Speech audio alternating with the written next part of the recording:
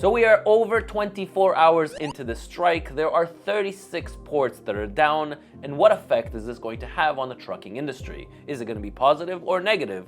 Let's dive into that in this video. I think it's safe to say that the current ships that are waiting to get offloaded or that are supposed to get offloaded either today or over the course of the week, they're not just going to stand there and look pretty. They are going to find other alternatives. But what do these alternatives look like, and what effect is that going to have on the trucking industry? So as you know, the 36 ports are up along the East Coast. Okay, the entire East Coast is currently shut down and they're not going to be receiving or offloading these boats with the containers. So what's going to happen, these boats or containers are going to be shifted to other locations. A lot is going to impact the West Coast. Now, what happens when you have double and triple the amount of boats coming up along the West Coast?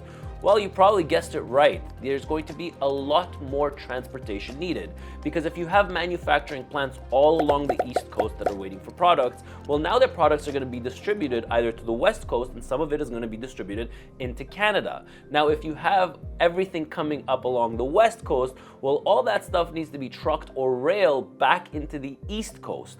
Okay, we're not talking about a few truckloads, we're talking about thousands and thousands of containers. We're talking about a lot of drayage service. We're going to be talking about a ton of warehousing, stuffing, destuffing containers, loading them up on trucks, loading them up on trailers, on flatbeds, and then off they're going to go to the delivery. So are we starting to see a spike up along the West Coast in freight rates? Well, make sure you're following this channel because I'll guide you through it. Every second day, I'm going to come up with a video on the effects on our freight rates up along the West Coast. I'll tell you who's not happy right now. Those 45,000 employees that are currently picketing at the ports, they are not happy. There are also tens of thousands of drayage companies that are servicing from the ports to the last mile delivery or to the warehousing.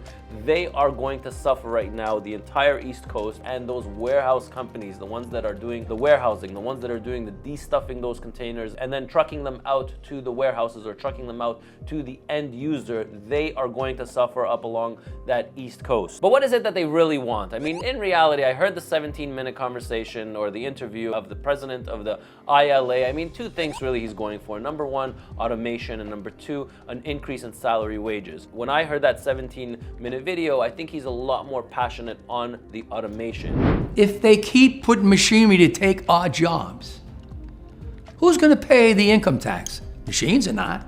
Who's going to pay for the military, the roads? Everything runs by taxes. He truly believes that the future of automation is going to destroy the jobs of those 45,000 people. Does he have a point? I don't know. Why don't you guys decide on that one? Now, I mean, I read the reports. They want a 77% increase over the course of 7 years. They're not making millions no more. They're making billions. And they're spending it fast as they make it.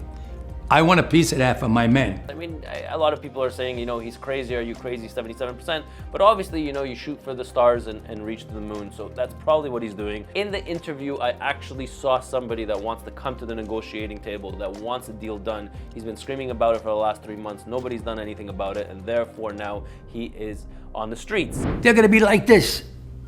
Who's going to win here in the long run?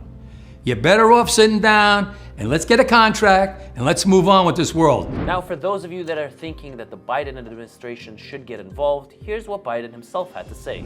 Mr. President, would you intervene in the dock workers' strike if they go on strike on Tuesday? No, Why not? because it's collective bargaining. I don't believe in Taft Harbour. So this message goes out to other trucking companies out there that are doing interstating. Are you currently seeing effect in rates? Are you seeing a lot more volume right now coming out of the West Coast? I mean, it is a little bit early. We're about 24 hours into the strike, and for them to reroute those boats is going to take a little bit longer than that. But are you guys starting to see the pressure up along the West Coast or even into Canada? So I will do a full report on Canada and the East Coast and Halifax and the ports over there and tell you what's going on over there when it comes to the volume that's coming in and the pressure that we as carriers, because we have a terminal in Moncton, New Brunswick, we will definitely see an influx in requests, and I'll make sure to report it. But for you guys out there that are servicing the West Coast, please guys, let me know what you're feeling. Are you getting more requests right now, or all of a sudden is there a spike in request over there. Let me know what you think. Let me know what you feel about the strike. I mean, do they have the right to ask for 77% wage increase, or do you guys feel like the autonomy piece is appropriate for him to ban autonomy from his ports? Stay with me on this interesting topic, and hopefully I'll have the latest information for you guys out there. I'm Ronan, and I'll catch you in my